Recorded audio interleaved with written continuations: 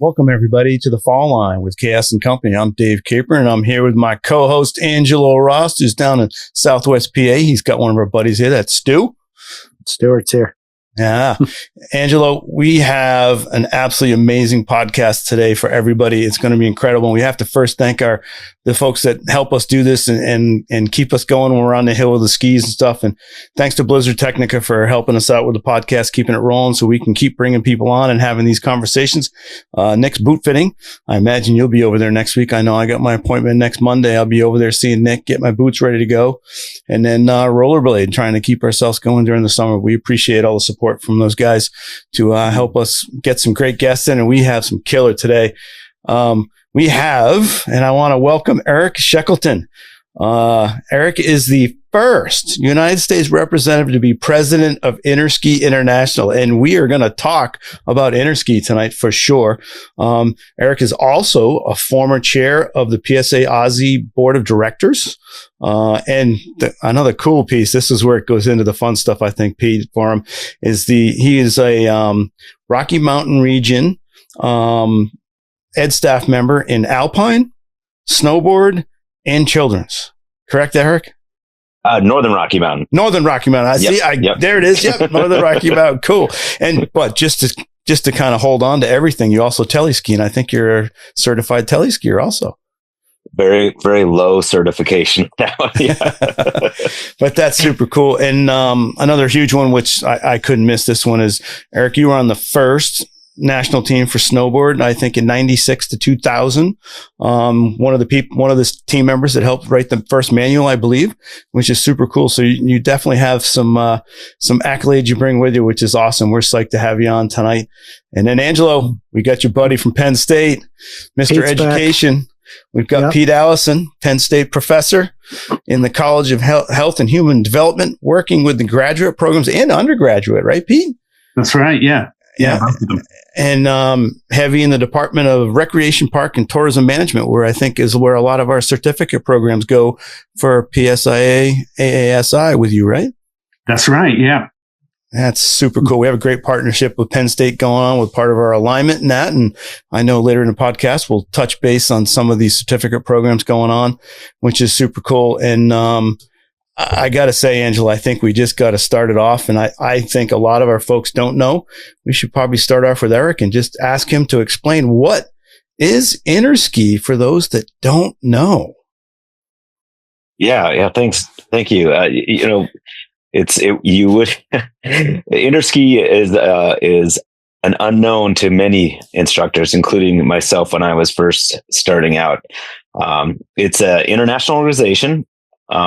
Formed in 1951. It's currently governed by Swiss law with our offices in St. Anton, Austria. It was originally created to bring the European skiing nations together to just compare ski technique. But since then, it's grown to over 40 member nations around the world. I'm sorry. And also has three international pillar organizations, one representing the professionals, one representing amateur instructors, and one representing the science and study of snow sports and instruction. And over the past 10 years or so, we've grown our scope to really provide a variety of platforms for sharing and developing instructors. Obviously, the Interski Congress is the one we'll be chatting about today. That's the most widely known, but we're very involved in social media with Facebook, Instagram, and we have our own YouTube channel with hundreds of videos, including inspirational skiing videos and riding videos, and webinars through our partnership with IAESS.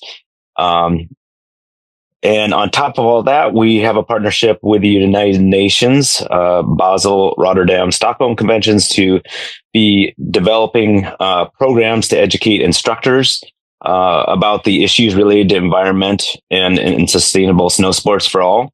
We're hoping to develop courses that will help instructors to engage better with their guests and create a more knowledgeable ski base to ensure sustainable snow sports for all in the future. Super cool. Super cool. I didn't know about it. I have to admit, and Angelo and I've talked about it a lot on the podcast that like I came through, I didn't even know we had a national team or I didn't ski with a national team member till I was part of the ed staff here in the East as a dev team member. And, now I think people are finding out earlier, but still a lot of our members don't know what our national team does here in the US or that kind of stuff, which Angelo works with quite a bit. Huh, Ange? Sorry, Stuart decided he was going to start to bark as soon as you asked me that question. Yes, can confirm. I do have the privilege and honor of working with our team quite a bit. Yeah, and so Angelo, you've been to one Interski. I know, Pete. How many have you been to? I think I've been to two. Two. So yep. this will be my third one. Yeah. So I know Eric's been to a couple. He's been to a few at least one as the president, I believe the last one. And then, you probably went back in 96. So when did you find out? I'm so curious when you found out about Interski, when you first went. Yeah. It's kind of funny when I was on the team from 96 to 2000, and I'm sorry, I'm in Boston and I think a fire truck's going to go by. So tell me if it gets too loud. We did not go to that Interski. Well, very close. Sorry about that.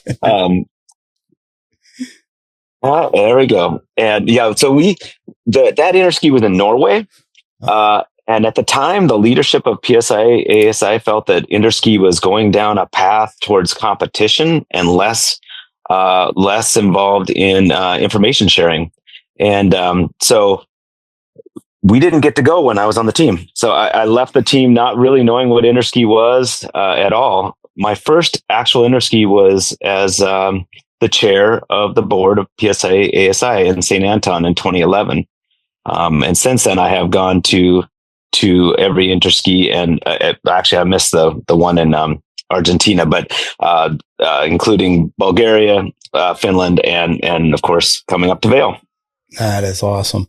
And I know Angelo bugged me. He said, I've got to ask you this. We got to set it up. It's like he wants to know what it's like to be the first U.S. president of Interski, and how has that been? What is your role as the president, and what's it like? I think my role as president has changed from what it was for future presidents. In the past, the Interski was really seen as just the event, and I give all the credit to my upbringing through PSIA and ASI and just having that support. Our organization's always striving to be more and do more. And I think it brought that flavor to Interski. And so, really a lot more engaged and involved throughout the 4 years rather than just kind of having Interski go to sleep and then wake up for a Congress. We're really engaged and meeting every month as a presidium, pushing stuff out on social media, as I mentioned, working on these partnerships with the environment. So it's really become a labor of love that's lasting pretty much all year at this point. Yep. Hey, Pete, in light of what Eric's talking about, would you talk about the sharing of educational content among participating countries at Interski? But I also want to give you an opportunity to mention your work with PSIA-AASI, the British Association, because I think those two topics are related. Like a bit of your experience with PSIA-AASI, and now you're involved in similar processes in the States, but then can you take that into the sharing of content among the countries that participate, and then how that trickles down to membership and stuff like that? Well, I need to take notes on the question. You want me to write it down? I can put it in the chat. Put some Roman numerals in the chat. You might have to keep me on track here. I might go. Hey, talk about PSIA-AASI. It's hard to imagine that I'd go off track. I know that would be a surprise to you, Angelo, but it may happen here. So PSIA-AASI, for people who don't know, British Association of Snow Sport Instructors, they have about 6,000 members, and PSIA-AASI export instructors, basically. They export people. That sounds like they're trafficking people, but it's not like that. They people from BAASI work all over the world. There's not a whole lot of skiing in the UK. There's some in Scotland, but mostly people working in Europe, also in Australia, New Zealand, and some in North America and South America too.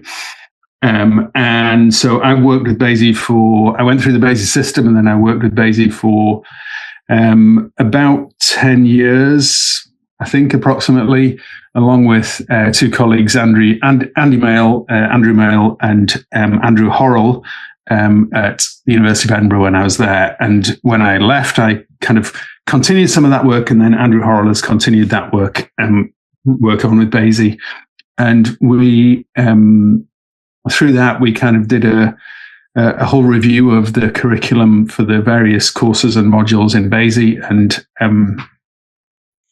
and then put them on the European qualifications framework by using the Scottish credit and qualifications framework. And I can talk about that for several hours, so I'll stop there. I'll use that to segue into, like, I'll just say you're doing similar work now with Penn State, and we've talked about that on this show before. But and I guess the reason I asked you such a complicated question is because you were involved in, like, university level in the UK with snow sports, and now university level in the States with snow sports. So at Interski, many of the nations, if not all of them, are involved with university level work. So that sharing of information that was my slick segue to, like, that. Like, you're not. It's not a. It's not. There's a bit of. It's competitive in the sense that you want to do well, but it's more about collaboration and sharing. Right. So a lot of that work with BAASI and a lot of the work that I do with PSIA-AASI has been around sharing good practices. And, one of the things about good practices is that we often don't know that we're doing them. So if I said to you, Angelo, hey, what's a really good practice that you do when you're teaching skiing? You'd probably look at me with a blank face. And then if I came and watched you teach a lesson, I'd be taking notes going, hang on. I haven't seen people doing this. This is amazing. We should share that. We should spread the word, and we should, get the word out there. Well, if you think of that kind of scale that up, and you think about doing that across the country, and then you think about doing that around the world, that's in large part what I think about Interski as being. So the Congress every 4 years is about sharing good practices. It's about opening a space where there can be dialogue, people can present ideas, bounce ideas around. And then I'll just put in a plug for IAESS, which is the International Association of Education and Science in Snowsports, which is one of the three pillar organizations of Interski. And that's really the mission of IESS, is to share good practices and connect between research and practice and research. And so kind of get those two areas into this kind of iterative relationship where you don't end up with researchers doing obscure work that practitioners don't care about. And you've got practitioners saying to researchers, hey, we're really grappling with this. Can you help us? And so I see that kind of thing as a partnership has been really important. And so if you look on the Interski website, you can go into the educational hub and you can find a whole bunch of the webinars that we have offered there. They're offered free to people around the world by different people around the world. And last week we did one on nutrition in snow sports. Great way to spend an hour to watch that video. So there's a variety of those kind of resources that we try and push out there to interested parties, which I see as being part of that work that happens between each Interski Congress and provides information to nations, opens up dialogue. And nobody's saying, one of the things that I think is really refreshing, and I'm sorry, I'll shut up in a second here, but one of the things that I think is really refreshing is that nobody on those is saying, hey, I'm the world expert in. Everybody's saying, hey, I work in this kind of area and here's what I'm thinking about. What do you think? And so it's kind of putting ideas on a platter and saying, can we bounce these ideas around? Let's see if they've got see if any of these stick or not, or what we think of them. And I think that's a really healthy community, healthy kind of environment to be a part of. Mm-hmm. Sorry. No, that's great. That's perfect. But this information then doesn't live in a bubble. So, because the participating nations then will take that back and build the stuff that they think fits their culture into their curriculum, and then it ends up in front of their membership. And so that's what happens here as well. Like, our members benefit from this global collaboration and partnership and idea sharing, right? Right. And that's people skills is a great example of that. You know, I don't know. I mean, just the kind of brief story of that, as I understand it, is that in Ushuaia, that was kind of presented as we're starting to think about this. We've got this learning connection model. We've got this triangle that's people skills. We're trying to figure out kind of what to do with it.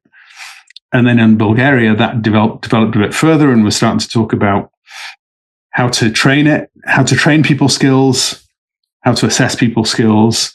And then in Levy, people who'd been in Bulgaria were desperate to hear, okay, what happened? Where are you at with people skills? And, you know, and then of course that has over the years gone out to the membership and become part of the national standards, etc. And my guess is in Vail, people will be interested again to say, hey, how's that going? What's the news? Yeah, and it's cool that we get into it really super fast. I love it because like there's so much to chat about with this. I think we could chat for 10 hours, and I don't think we can do that. My wife will kill me, and I know you guys will too. But the thing I want to ask is, like, to Eric, is this is the interesting thing. Like, there's different programs, and it's set up in different formats at Interski in terms of there's like on hill sessions, there's off snow sessions, then there's keynotes, but there's other presentations inside other than just keynotes. There's a real hierarchy of different things. But then I think, as Pete's saying, which I know there's a lot of social gatherings and getting people together. So there's time for that, just chatting and talking about what has happened so far today or yesterday. It isn't just like bang, bang, bang, educational, in your face presentation here. It's really cool. Could you chat a little bit about how it's set up? Like, how do you come up with the group to like, how you're going to set things up and all the countries that are coming, and how did you decide what you're going to do for different presentations in space? Yeah, that's a real trick. You know, and every Congress is unique. The host organization, in this case, PSIA-AASI, and the venue, Vail, have a lot of say in how they would like it to go, how they would like to put their mark on that Congress. So those conversations are ones we're having right now. But you're right. Every Congress has the on snow workshop element and the indoor lecture, and in Levy we played with a hybrid one where you could go inside and then go straight out into the slope and play with what you were just talking about. The real trick is finding that social time, because you've got 5 days and it is just jam packed. Almost 40 nations are trying to share all of their educational material that they came prepared to share. You have the on snow demos, the technical, the shows. It's a real trick to find the social parts of that, which is why so many of us live on Red Bull and just stay up really late at night. So we can find that time. But I think that we're going to try to find some really focused, scheduled social time this time in 2027 to help solve that. Yeah. And does your role like lead up to it, Eric? And you have some folks that are doing it, and then Vail's involved in it. Like what's your role? Like, do you have some time, or are you like just busting out, making sure this is here, this is there? Like, what's the role of you and your committee crew? It's getting better. In Pomporovo, we spent a lot of time fixing some of the scheduling issues, or there were changes coming at the last minute, and really didn't get out on the snow except for a couple of hours, because just had to make sure the trains were showing up on time and everything was going to happen that we said was going to happen. Levy brought an app to that event that was brand new. It was the Interski app, and we were able to push out any changes through the app. The map was there. Everybody knew what was going on. And that really was a game changer for for the event. And we utilized the app last year for our General Assembly in Vail, and it worked really well. It also provided all of the participants with a kind of a social networking tool to be able to meet up and ask what was going on in a certain clinic. And so I can guarantee that we'll still be using that app in 2027. And that definitely helps to free those of us that are involved in organizing up so that we can be out there and participating as well. So, interskis have themes and countries submit proposals to run, sessions under that theme. And in Levy in 2023, it was the guest experience is everything. So the on snow and indoor sessions all revolved around that idea that it's about the people we're teaching on snow. Eric, would you talk about the theme for Vail for 2027? Yeah, I love it. And that theme has evolved. In Pomporvo, we started with future ... And it was really just talking about what's the future of instruction. And as Pete mentioned, PSIA-AASI came with this idea of people skills. And then that really gelled and led to this, the guest experience is everything in Levy. So this year, playing off of the in and interski, it's all in, innovate, inspire, and include. And I think it's really the culmination of those past interskis, and let's bring it all together. How our nation's innovating in their techniques, in equipment, just what's new out there that's going to help us to do better, be better, create better experiences for our guests. Snow sports is for everyone, and how are we being more welcoming? What are we doing to bring more people to our sport, and ensuring that we involve all of the disciplines at this interski? That's been a real focus to ensure that the teams bring more people than just alpine skiers to this event. And then, of course, inspiration. That's what we do every day, right? And this chance to come to a week-long event and be inspired by national team members, for sure, from all over the world, but also just by each other, by those people that you're going to meet sitting on the chair next to you who come from across the world and maybe have similar experiences as you, and you can learn from each other and create those friendships that will last a lifetime. That's super cool, because it brings me right into, like, I gotta pick Pete's brain, because you love that experiential education. I know. I mean, you love getting out there and having people just experience things and then learn off of that. And once you have the theme, you have kind of the bullet points of where we're going to go, that must start to get your wheels turning. Like, what are people going to think? How does the education start? Where do countries, and I know you've been involved with a few countries here with the US and then with AASI, and I imagine you've talked to others and your educational counterparts with other teams. Where do they start? Like, is it different in different countries that you've seen? Do they start at the same educational point of how they're brainstorming? I'm just super curious of that, how they get that, what we're going to show, how we're going to fit into this theme. Yeah. So thanks. Always makes me nervous when you say I need to pick your brain, because I need to find it first. And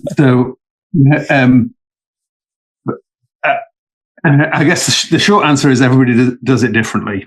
So I'll start with AASI, because I know a bit more about what happens there.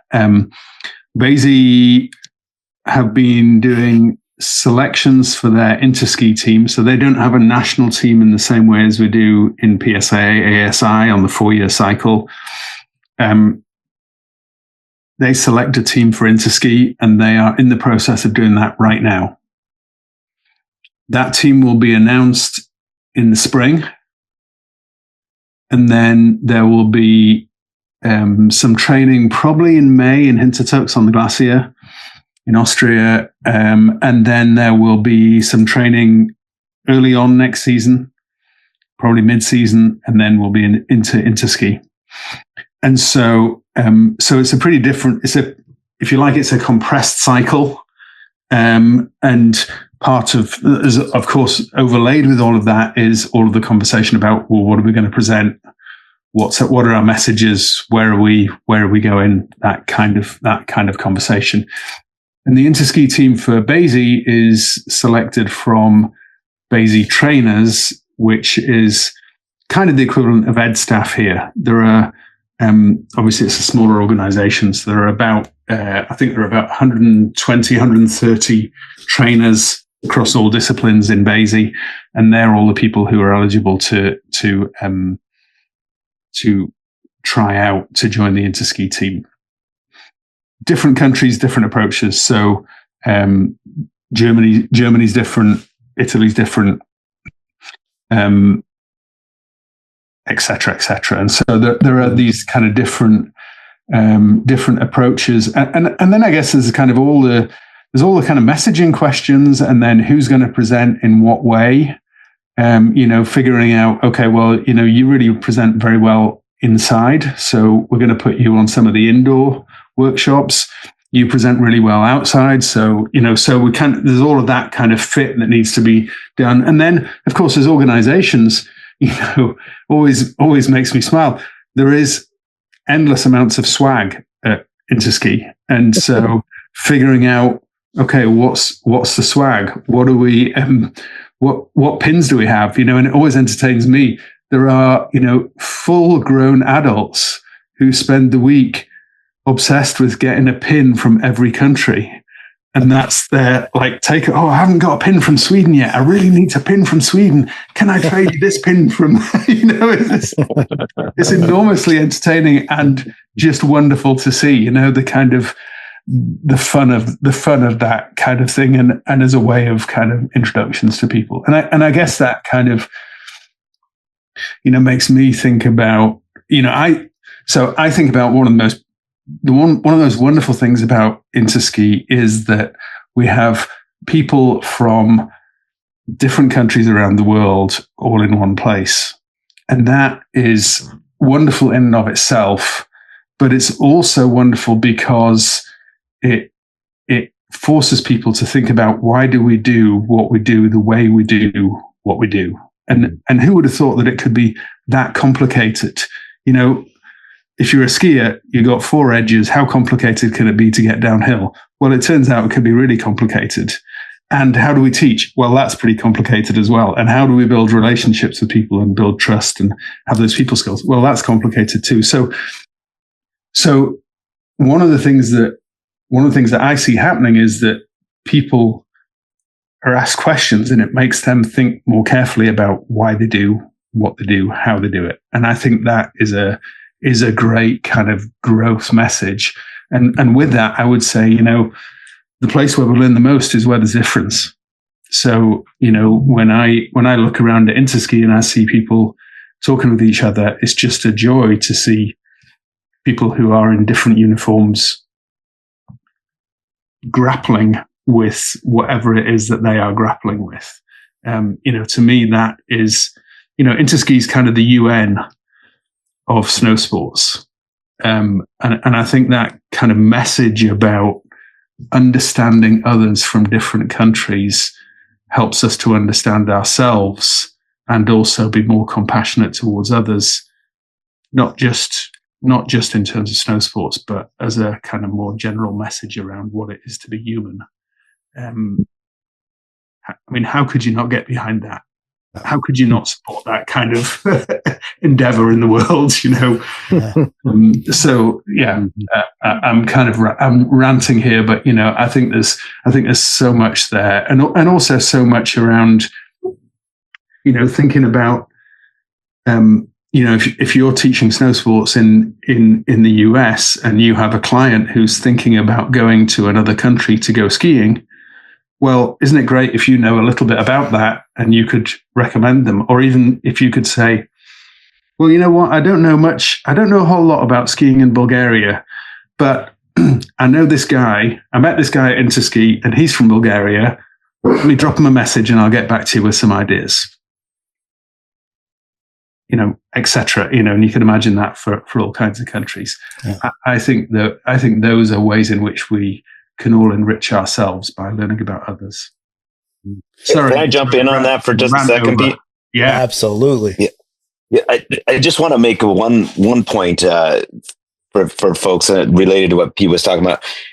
Some of these countries have really small teams.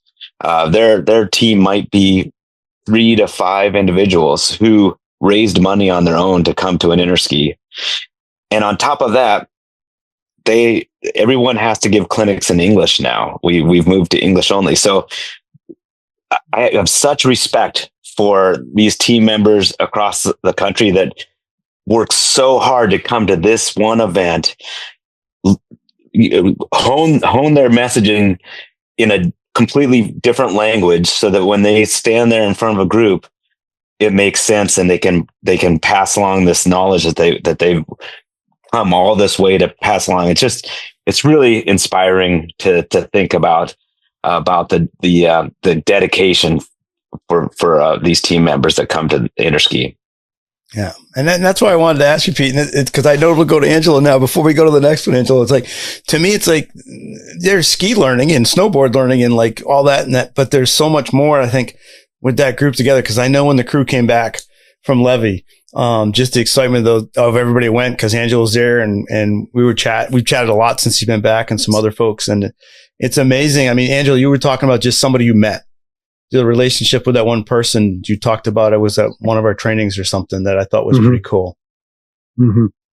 Yeah. And in fact, there's that social piece, but that what you're referring to is also like a pretty heavy duty example of how content that happens in Interski ends up on snow in other countries. And what you're referring to is a session that I attended that the Czechoslovakians did.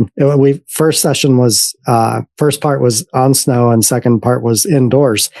But they were running a session on social learning and using mimicry and mirroring as best practices in social learning to help talk about technique. So long and short of it was put in a circle of about 40 people from all over the world. And the instructions, in fact, Dave, this is exactly the activity that we did at tele training last Friday. So correct. What I'm describing now for you guys who are listening, I ran this session at Rocky Mountain Telemark training 2 Fridays ago because I was so impressed with it and touched by it.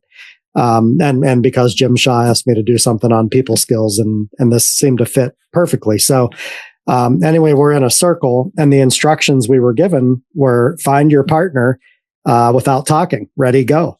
And so it's just like awkward eyes darting everywhere. And then all of a sudden you lock eyes with somebody and you kind of do this weird little, like imperceptible nod and you agree like from 30 feet away from each other that you're going to be partners. And then you have to go introduce yourself. And anyway, my partner was a girl from the Australian team named Angelo Pope.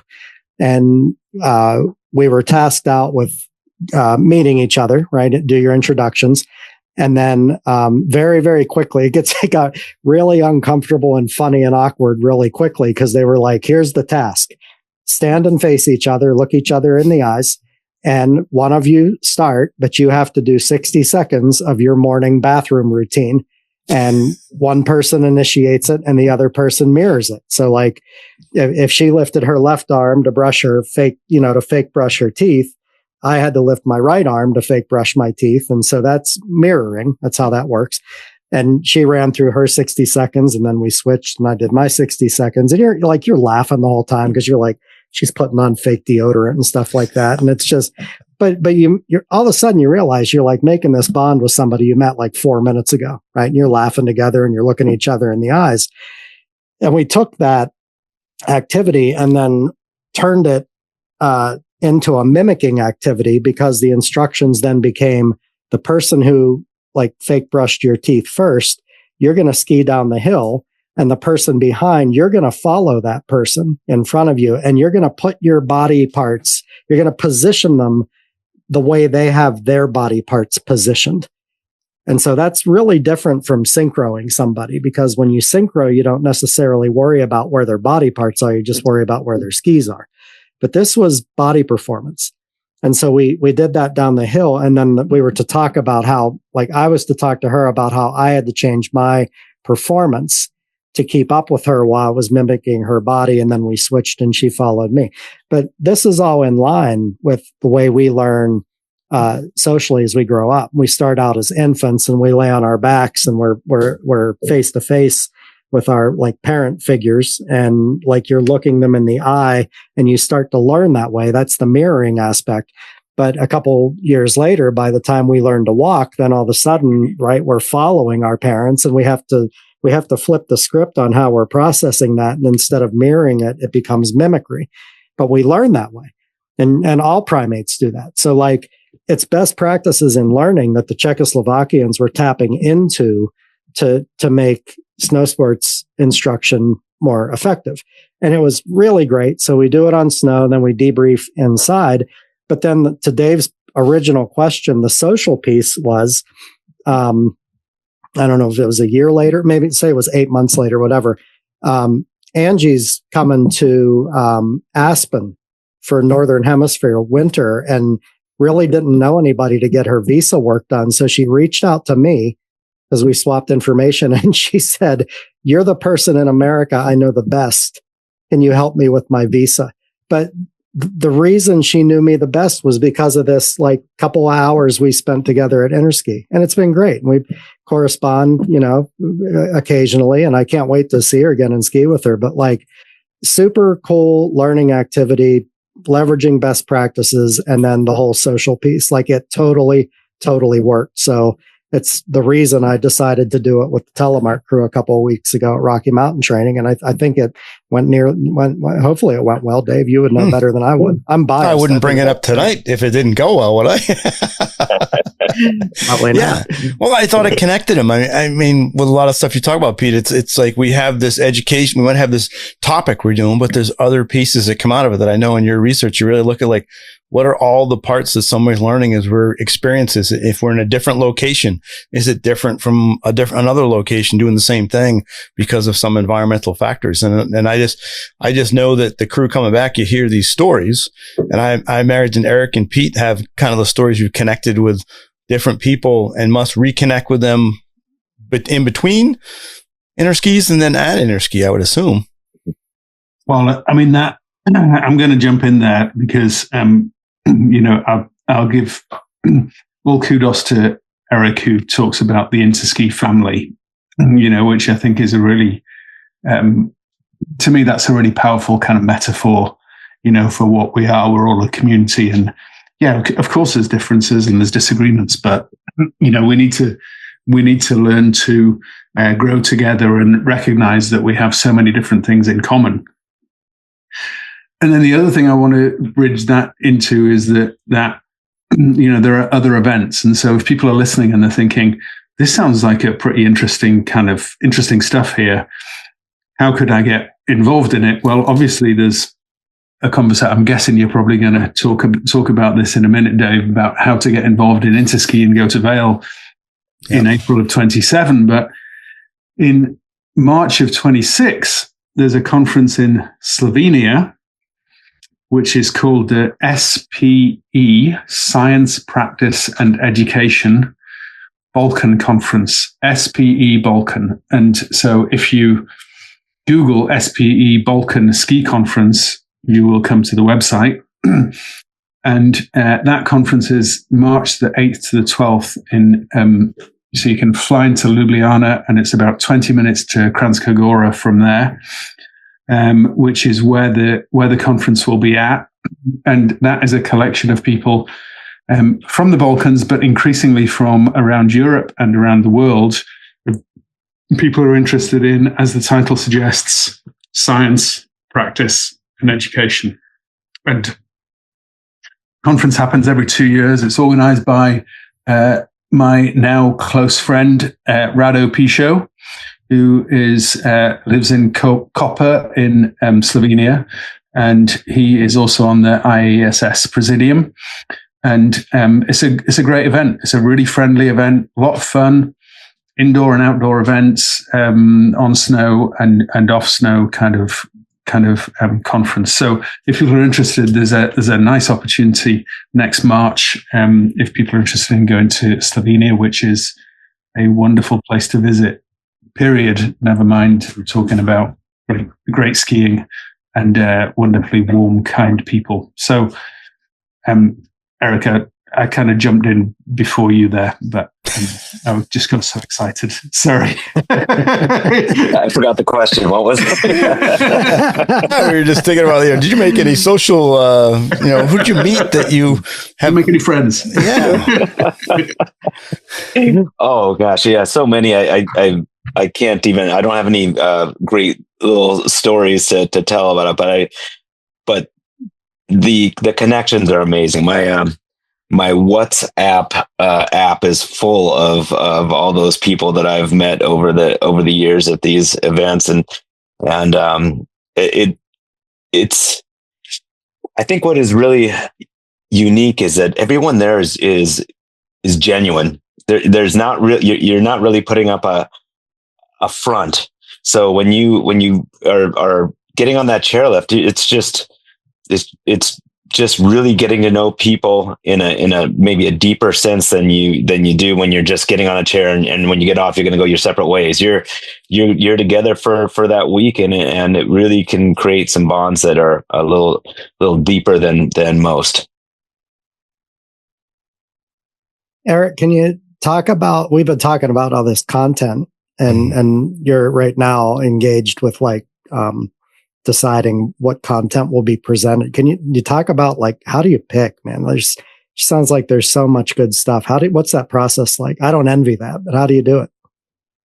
Yeah, we have yet to master how to do that. It's every year we have a metric, and we're trying to assess these, and every year it's really difficult. We end up just pretty much throwing everything in there, and it gets really busy. But the process will generally be we have an assembly next month in December, where we'll be announcing to the nations the application process that Dave Schuling is putting together right now. Actually, the application will ask the nations to kind of outline their educational program, workshops, lectures, the hybrid, and how it fits with the theme.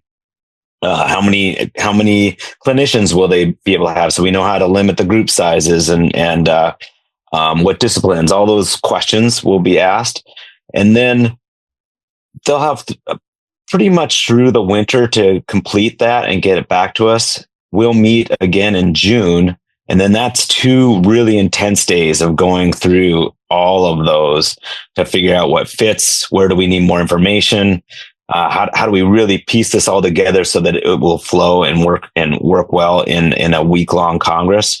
Probably a lot of going back to the nations and getting a bit more and really getting refined so that we can have a complete Congress schedule by fall, so October of 2026. And in the meantime, we're working with the organizing committee to work on the keynote lectures. So these are lectures that generally we go out and select those inspirational speakers from in the industry or maybe out of the industry, those that we think are really going to impact the event and align with the theme. So that process is starting now, and that will probably continue through this winter, and we'll pick a few of those. Mm-hmm. Yeah. And as a reminder to some folks who may remember, that's the opportunity that gave so much shine to Ann Shorling's gender equity presentation. It was selected as a keynote, and that would really put that in front of a lot of people, which was awesome. Yeah.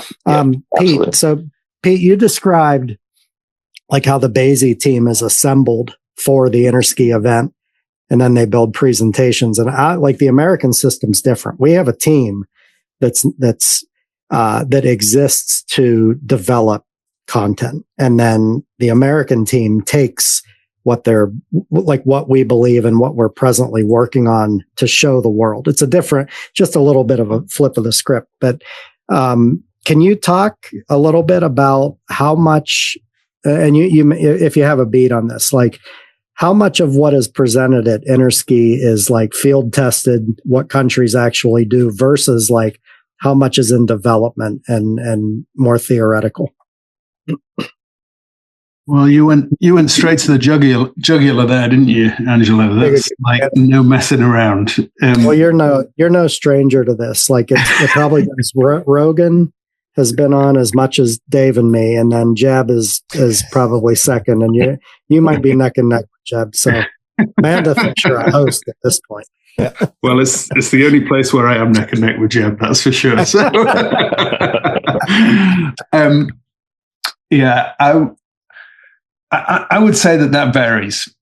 I think like any kind of conference or congress or event like this, there are people present ideas in different ways. So sometimes people will present ideas that are definitely, I've been thinking about this. What do you think? Mm-hmm. Other people will say, we've been working on this. We've done a really thorough job of it. And this is what we're presenting. Now, some of that is also kind of cultural. And some of it is a stylistic kind of thing. And so there's a whole mixture. There's a whole mixture of different things. And like any conference, you go to sessions, whether they're on snow or off snow, it doesn't matter. And some of them are fantastic, and some of them you come away with and you think, wasn't really my cup of tea. Well, that's okay.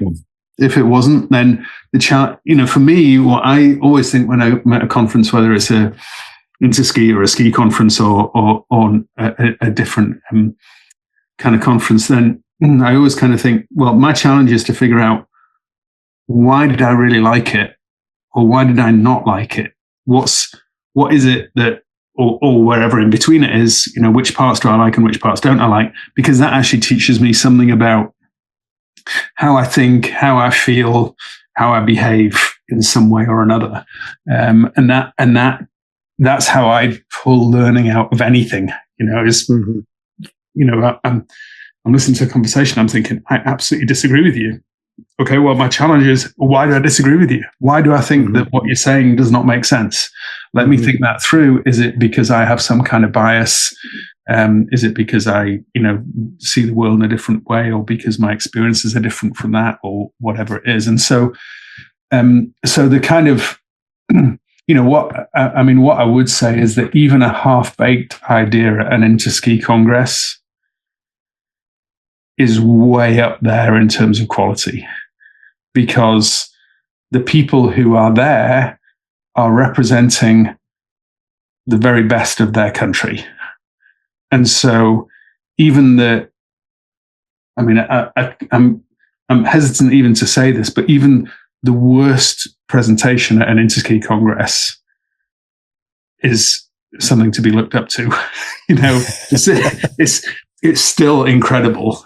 And, as Eric was saying, a large number of those are presented in a second, third, or even fourth language by people. Well, I get stressed enough presenting in my first language to a group of 10 people. You've seen that, Angelo. I think I'm seeing it right now, bud.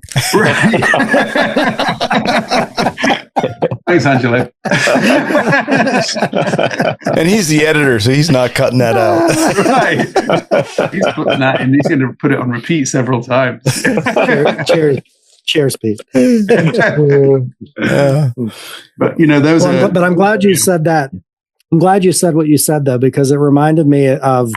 I can't remember last week before. Accidentally get on Facebook, accidentally look at one of these groups of people talking about skiing. And then like inevitably somebody puts out an idea, and then there's some troll that just jumps in and is like, this is wrong. And you're an idiot. And I just think that's such an immature, way to approach any information, especially for somebody who's like ostensibly an educator. And I think good educators do it the way you just described, Pete. It's like, yeah, this isn't for me. I don't agree with that, but I'm going to hear you out respectfully. And then I'm going to go figure out how it works in what my practice is. You know what I mean? So I do I do appreciate you saying that, and I couldn't resist getting that. Those trolls aggravate me. I'm going to give them back to them right anyway. Sorry, Dave, I jumped on that. Yeah. No, that's good because it leads right in, Angelo. It's like I wanted to have that conversation that like I've been super excited, as Angelo knows, and I think Pete knows that. You know, I felt like, which just my little hometown New Hampshire view was that, you know, we weren't really connected. I looked at some of the other countries when I've been coming up through my development in my 30 some years in PSIA that, I looked at some of these other countries and they had like these PhDs that they were connected to universities and were part of the ski and snowboard world. And to me, it's like we're connected, definitely connected now with Penn State and through you. And hopefully I'm like, hey, when do I get to meet some other people? How about some motor learning or some sports psychology? You must have them down there at Penn State. But it's that kind of stuff and that's what leads me to the next question is like, it's gotta be hard, Eric. Like, so many of the countries are tied to universities and research, and it must be, I mean, as Pete said, everything's amazing, but how you feed through that and like what people bring. But Interski almost seems to me like I haven't been and just it's like, it is almost a research base where they're putting ideas out. Some have data behind them, like Ann's had kind of some finished data. And then some are like, we're working on this and want more information. But I mean, how do you feed through some of that stuff when it comes into being looked at like we want to pull this one, that one? That's got to be tough, isn't it? It's really difficult, especially when you have, say a smaller nation, and this is their one workshop they're going to be giving, and you don't come all the way across the country to be denied the chance to give your one workshop. And like Pete said, even the ones that you don't think are going to quite hit are still going to be really, really good. So it is a difficult process to weed through all those applications and figure out how they fit with the theme, and how they flow with each other. Gets even more difficult when nations really want to have, say their indoor lecture, then followed by their on snow, and trying to figure out how to piece that all together gets to be quite the puzzle. But it's really the reason why I feel like Interski needs to be more than just an event every 4 years. There's no reason why we have to pack all this into 5 days and then that's it, no more. So we've got to do a better job of making the event kind of maybe the culmination and then the kickstart too, so that it's just one event out of 4 years of events, virtually, on snow, together, regionally, perhaps other ways for us to bring people together so that we don't have to try to weed things out. Yeah. And how because Pete spoke about it earlier, the IAESS, which is the International Association of Education in Science and Snow Sports, which is part of Interski International. That to me, I look at like the website and that's the educational hub. Can you talk a little bit about that? And I know Pete's excited about it because I know he wanted to talk about that. How does that fit in? Does that fit in a little bit of your thought process of not just every 4 years that stuff's happening with that? Yeah. And that's been a really wonderful partnership that's developed probably in the last 5 or 6 years. Kudos to a previous head of what is now IAESS, which used to be IVSS, Klaus Ostrand, who is an instructor at Vail, from Sweden, and he had this vision of he called it the snowflake of Interski being kind of the hub, but with your ISIA, the professional organization, your IVSI, the amateur organization, and then your IAESS as the kind of the science and study organization, working all together in their various roles to be developing, pushing out, promoting, testing, feeding back, a kind of a constant loop with Interski as the hub for all that activity. And that's where we're headed. This partnership with IAESS has been really great. Interski being a platform for their wonderful information to get out to the world and then to get fed right back. And I think that's going to just continue and grow as we progress. Cool. That's pretty interesting. I mean, Pete, you have anything on that? I know you were excited when you're like, yeah, we want to talk about that. Well, I mean, I was actually giving a big kind of thumbs up and a wave because you actually got every letter correct. Yes, I got something right. The statement of what IASS stands for, which is quite an achievement in and of itself. So all credit to you for that. And I would just add all credit to Dieter Bubeck, who is the current president of IESS from Germany, who has just done an amazing job of leading that presidium and of kind of moving us forward in a very diplomatic kind of way and very,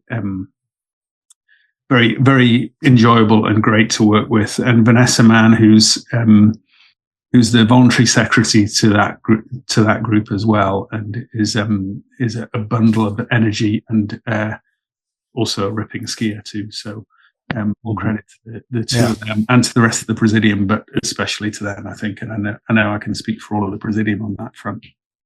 Mm-hmm. So we haven't talked about performance yet.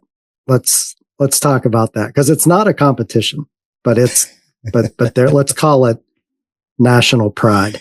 Yeah, is on the line, right? And Rogan goes to win. He's like, we're going to win. Right? Eric, will you talk about the demo hill, like what that means, how that's structured, why the demo hill is such a big deal, and why it's such a big part of what the event is? I'd love to, Angelo, and it makes me laugh every time I think about it because, I'm a snowboarder first. I learned to ski later, and when I was on the snowboard team, we didn't go to Interski, as I mentioned. So A, I didn't know what Interski was all about. B, I'm a snowboarder, so this idea of synchro skiing just never really, I didn't quite understand what it was all about anyway. But when I went to that first Interski Congress in St. Anton and walked into this huge stadium with Glenn Plake carrying the flag at the front of the team and stood there in the crowd and watched our team come down, just a wave of people coming down the mountain under the lights with the music and the drones flying over. You just can't help but feel a sense of pride when you watch your team, and especially PSIA-AASI. We're the largest team always. Every discipline is represented, and when the team is all working together to show that image that they're trying to portray, it brings a tear to my eye every time I see it now. And that's me being a little biased to PSIA-AASI, but every team is like that. They all really put their hearts and soul into it. I mean, the Austrians, the Swiss are just precision skiers. The Croatians come with some cool thing you've never seen before, like light up suits or dressed as James Bond. That's if they were always adding a little humor to it. And that demo show, the nighttime shows, they're just a joy to watch. And then you have the technical demos, which are where you're really trying to show a specific movement or a task that you've been working on. Those are perfect opportunities to really look at one skier versus another. And then something we're going to add in 2027, which is new, and Dave Schuling's really working on this one, are pop-up demos, and they'll be around the mountain because we've not been able to really develop a formal way of assessing, say, a skier in the bumps compared to another skier in the bumps. So we might have a pop-up demo in the bumps, and each team send one or two skiers over at a specific time. We're going to video it. That's going to be out there for the world to see. Perhaps some cruds, different ski opportunities there, and all disciplines. So really excited to show all of that precision skiing and riding to the world. So separate of Team PSIA-AASI, what's been the most exciting? Is there something that's happened on the demo hill, Eric, that you're like, wow, I never expected that, or that was pretty impressive? Because I mean, there's multiple things through the week on the demo hill, and like, has there been something that at any of the Interskis you were like, whoa, that was unreal? that happens almost every industry, you know? And every team just, even a team that only has 5 people, those are 5 phenomenal skiers and riders. So I can't pick any one specific demo run that really wowed me. I will say the one that kind of gives me goosebumps every time I see it is the last run of every Interski, when every member of every national team goes down together. It takes like 10 minutes. Just a waves of riders coming down all together, ending in one mass at the end of the hill with hugs and high fives and crying and laughing. And that one, I'm just getting a little bit of goosebumps right now talking about it. That is what Interski is really all about.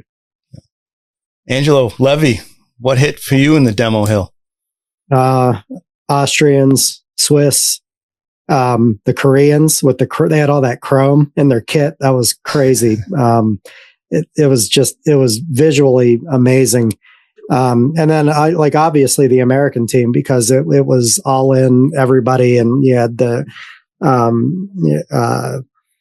Emily, Zeke, and Tully on their cross country skis going up Looker's left, like climbing up the hill as everybody else is coming down. And then the snowboard crew and a couple of the freestylers, alpiners broke off and hit the jump. And it was like this big mess that then congealed into this great run. And then like to end it. Well, and then you had Jim Shaw, like between Keith and Greg, and Jim's very tall and Keith and Greg are more like me. So like visually that was really cool to see that telemark visual. And then it ends with our 3 cross country skiers like turning around and coming down the demo hill on their skinny gear. And it was just like nobody else did anything like that. So I was pretty biased toward that, I think. Yeah. Pete, what's yours on the demo hill? Yeah. So, I mean, I would echo what both Eric and Angelo have said, you know, and when that happened, when the American team were doing that, I had a bit of a kind of moment of feeling like I was in 2 countries, you know, kind of which passport should I be using here? And, you know, which one I'm most proud of, because that definitely brought a tear to my eye. The other event, just to keep my British passport mostly, and to not get kicked under the table by any BASI colleagues, was in Bulgaria. And the timing of Bulgaria was not long after the vote of the UK to leave Europe, to leave the European Union and Brexit. And I think it would be fair to say that Interski is not a political organization, but you know, Interski tries to transcend politics and bring peace and friendship between countries. And at the end of one of the, it was a kind of mixture. It was lines of skiers and riders coming down in kind of a big slow synchro, and it was people from all countries. And when a couple of as the group got to the very bottom of the demo slope, a couple of the BASI team had sneaked in a European flag and unveiled a European flag as a message to the Interski community to say, we're all into Europe. We are not about leaving Europe. We're about friendship, and we believe there's much more strength in being together than there is apart. And it was just to me, it was just a really nice moment of a kind of message and a communication to say, we see ourselves, regardless of what decisions the majority of the Brits have made and whatever is going on in the government, we see ourselves as being in this family. Yeah. Angelo, that kind of answers my next question. I was going to ask him is it a big educational piece, or is it more in the social and the group together? I think a little combo, but it's more kind of that family and social piece that's your biggest emotional memory from Interski. Yeah, that's pretty cool. I'll say, I don't know if everybody has this experience, but I did have this. This happened to me several times. That maybe it was coincidence. I ended up in sessions with several people multiple times. There was a kid named David from the Dutch team, and and we just ended up like skiing together maybe 4 of the 5 days just by chance. A couple people from Sweden, a guy named Daniel I skied with like 3 or 4 times, and then it just all the difference like dissolves, and you're just like, oh, like there's David, let's hang out, let's take this chair ride. It very quickly, Pete's point becomes evident that there's not.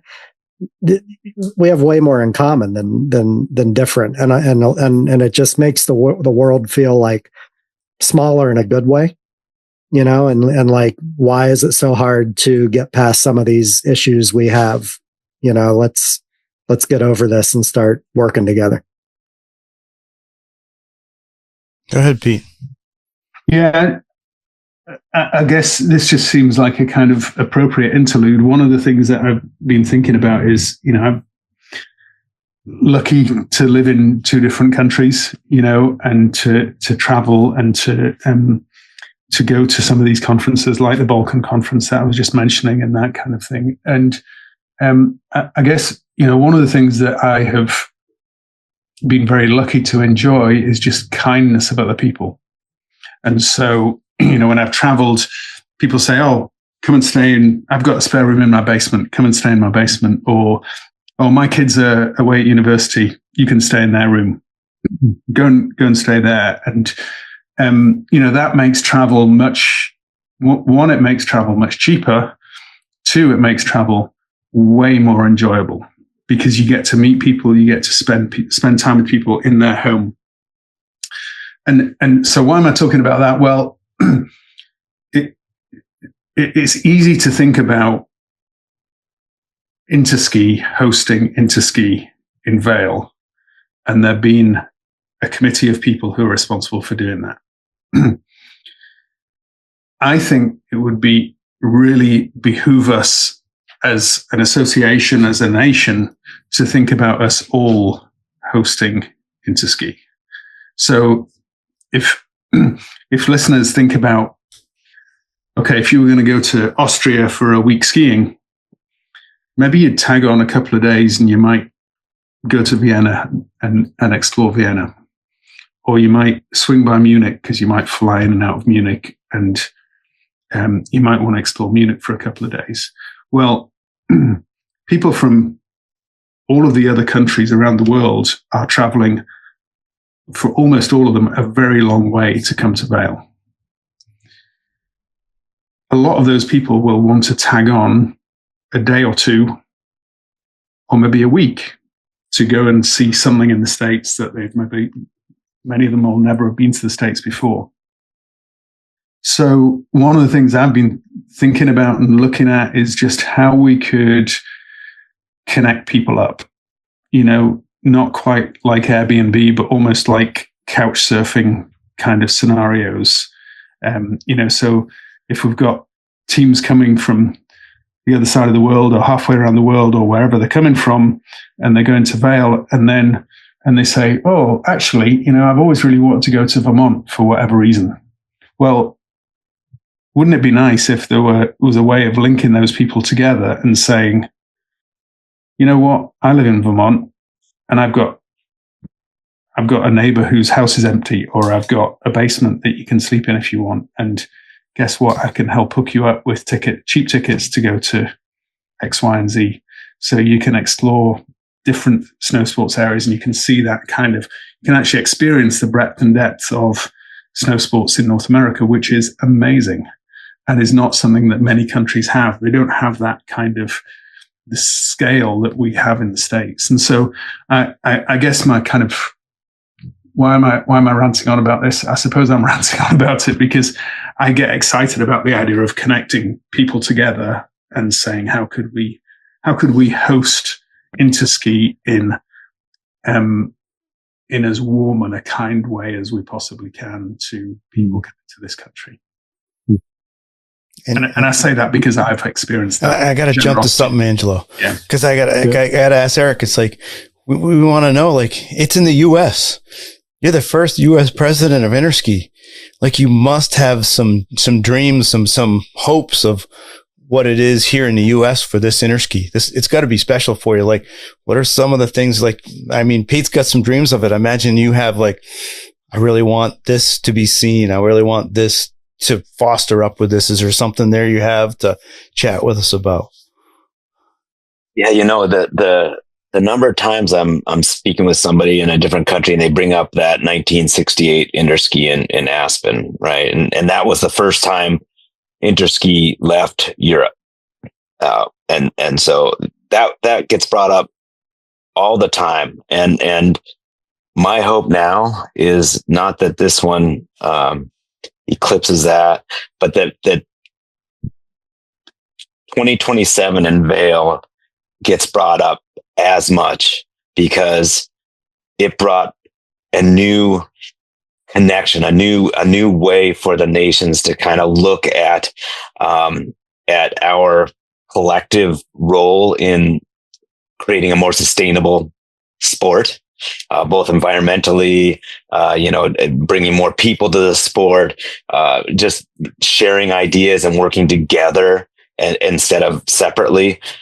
I hope that at the end of this event in 2027, that kind of connection that Pete talks about, that partnership, that we're all in this together, if that feeling is what people walk away from in 2027, I think that's going to be a real success for me and a legacy for Interski and for PSIA-AASI and Vail as well.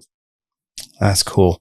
And educationally, I mean, this is the foundation. It's foundation skiing and skiing and snowboarding and education, sliding on white stuff, whether it's cross country skis or we have to adapt stuff with, Jeff Krill, he's big on that, man. It's nothing different. They're just adapting what we all do on different equipment. And what's he say? Every lesson, no matter what, is an adaptive. We got to adapt. So it's an adaptive clinic. But, the education piece, I mean, and Angelo, this is a question for you too. So you can jump in there with asking Pete and asking Eric, like, what are you looking forward to? Like, I know you haven't got the programs in, but like listening to what happened at the last Interski, there's got to be some thoughts of like some countries might do to this. Are there some thoughts of, or just things that have been going on with like the international hub?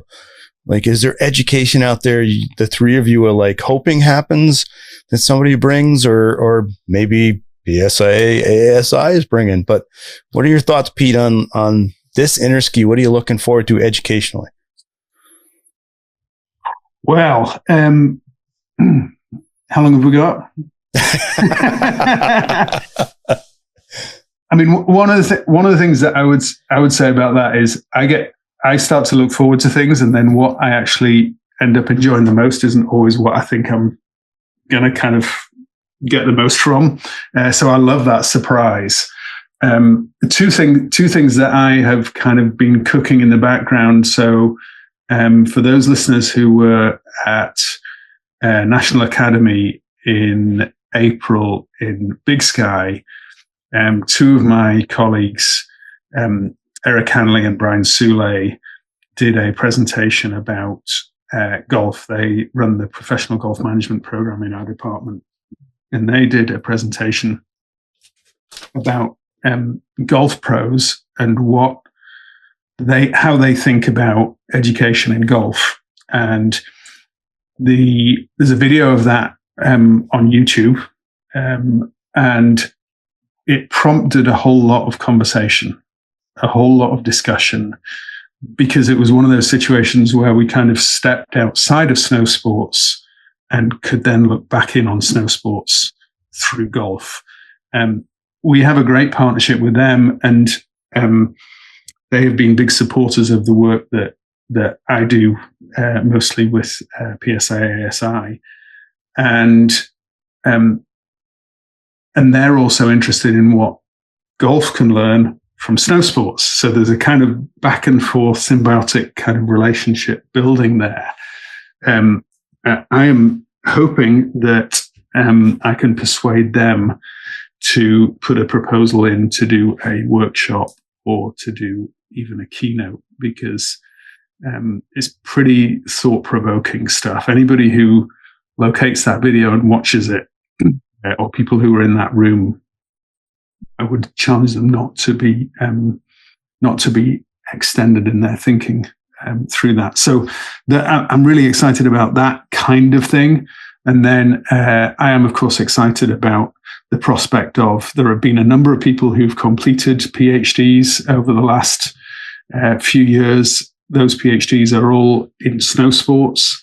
And so I'm excited about the growth of that academic work and how that can be received and engaged and communicated. Because one of the challenges of academia is, how do you communicate and disseminate your findings to broader audiences and not just to the kind of ivory towers of academia that collect dust mostly. So I'm kind of excited about how we can do that. And I've got some ideas that I'm going to bend Eric's ear about at some point. So, there you go.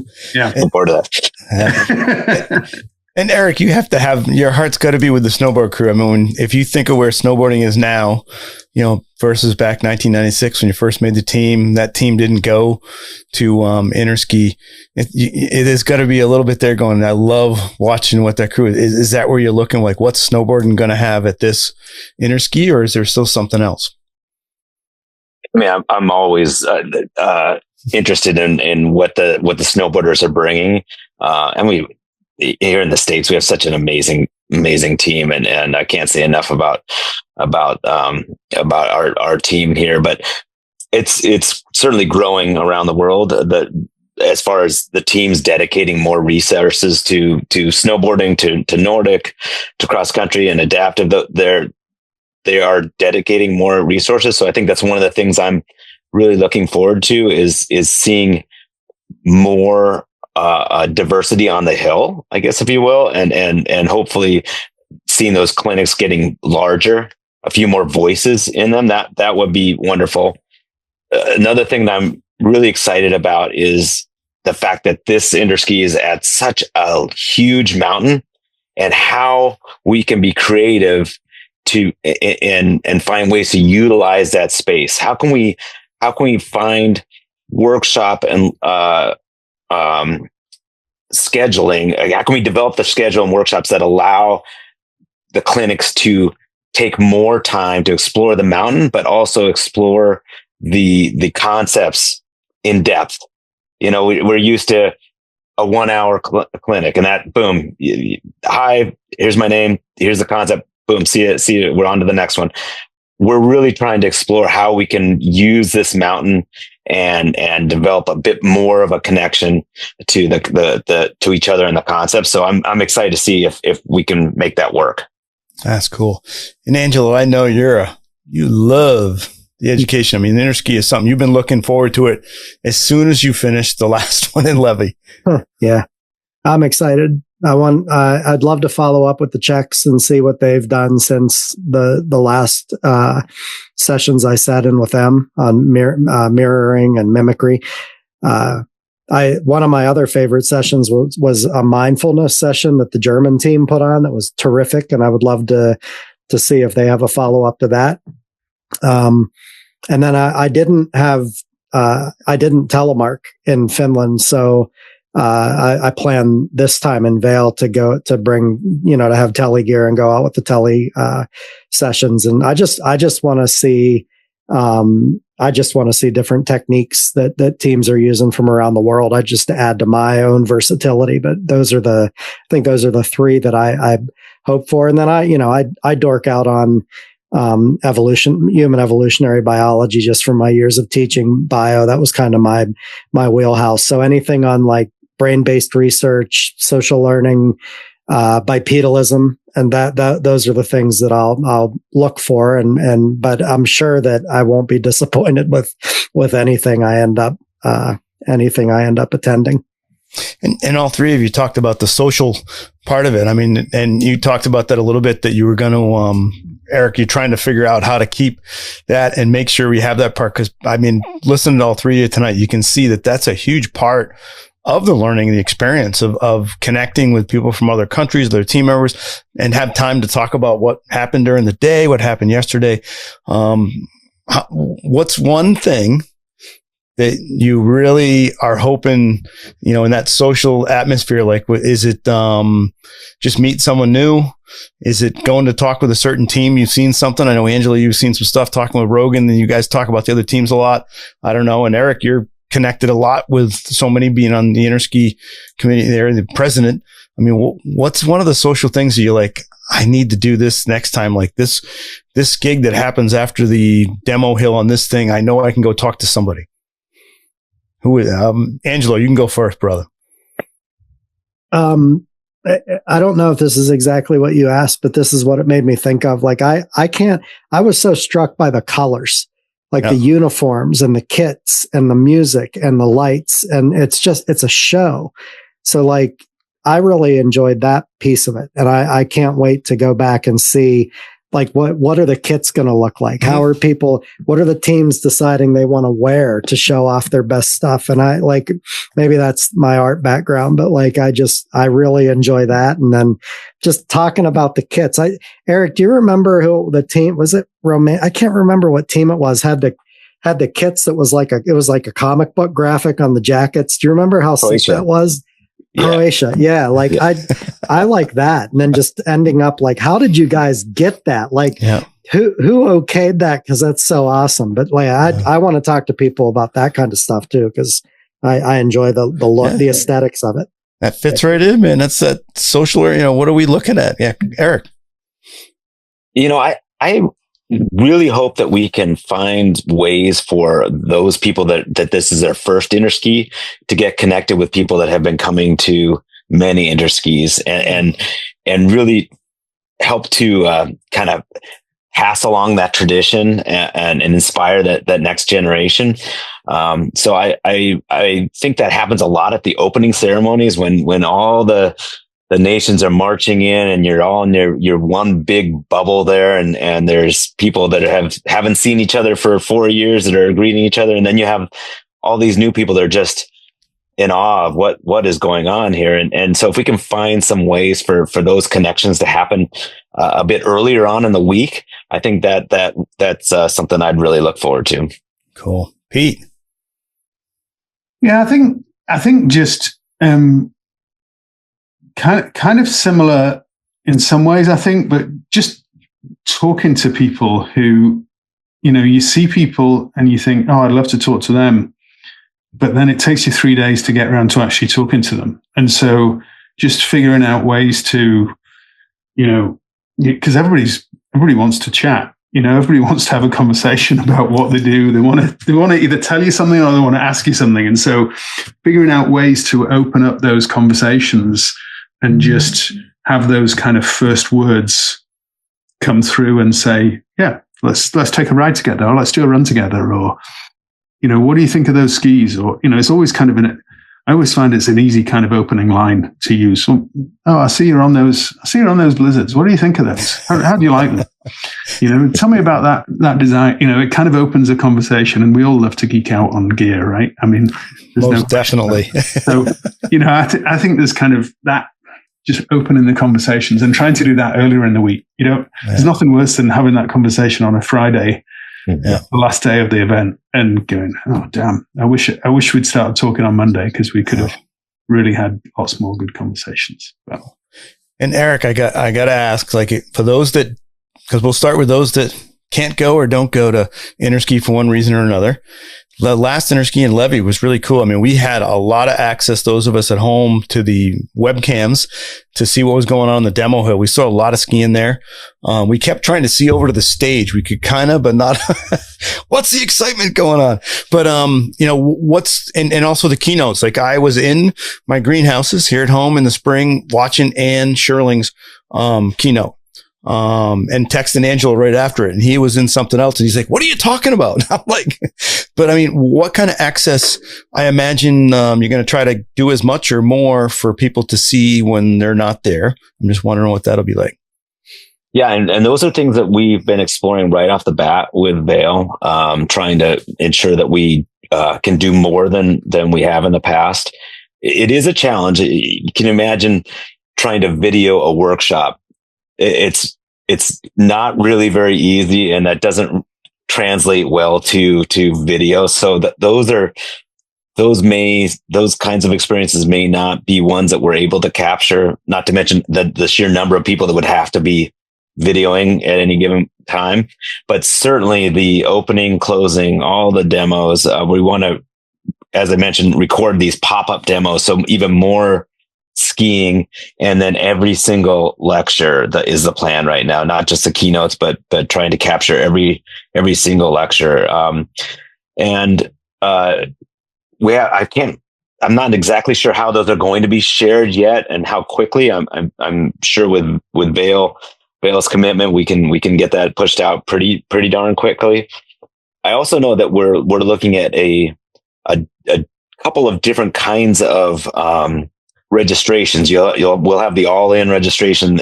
Everybody gets to come and be a part of everything. But then there's going to be ones that are more for someone that really doesn't plan to get out on snow for every workshop, but really wants to attend the lectures and all the festivities. So that's going to provide a little bit of access to those folks that aren't really up for the start at 8 a.m., go all day, all night, that a whole week of that. So a little bit more access there for a wider variety of people. That's awesome. It sounds like fun. Angelo was he was bugging me to go to Levy, and I couldn't quite swing it, but I'm definitely, it's on my radar to hit this one in Vail in 2027 for April. And, hey, if you don't go this time, you'll be 4 years older when you do. I know. And you told me that last time. And so I got to make it happen this time. I'm looking forward to it. And, it's super cool. It's been awesome. And then as, we always do with Angelo and I, it's like, we'd love to have you back again, Eric. And maybe as we get closer, as things are kind of really getting in there, or just to come back and chat about riding and skiing, because, you do a lot of that too. And then Pete, it's always awesome. As Angelo said, you're in that, like, he's probably third in line for co-hosts in I think terms he's of probably, I think he's third. Yeah. Yeah. Oh, that's like laying down the gauntlet for some competition right there. It might be, it's like Pete or Brenna. It's one of those. Pressure's reminds me of a really fun Saturday Night Live skit. Hey, thanks for having us on. It's great to chat and really so enjoy. Fun. Thank you. Yeah, it was fun. It's cool. I hope folks get that little more understanding of what Interski is, and understand the education, the social pieces, and they can go back. I mean, there's a bunch of it on YouTube. On the keynotes, there's a lot of the stuff from the demo hill and skiing that they can see. There's a lot of other, and then it's cool if they jump online and go to Interski International. They can get into the hub, and also your SP. What was it exactly? They get the letters. I got to get the letters right. Is the you were talking about the SPE Balkans? There it is. That's what happens every year. Science, practice, education. Yeah. So there's a lot of opportunities there to jump out there and find some information. So appreciate you guys coming on. We definitely want you back and chat some more. Hopefully, it would be really cool, Angelo. I know you're going to be super busy, so we can't do the podcast during Interski. We could do some cool ones right after it. I know you'll be too busy with your team. If you're there. Yeah, there you go. You can do it on the chair while you're out with sessions, but for some long chairs. Yeah, that's right. All right. Hey, everybody. This has been the Fall Line with Chaos and Company.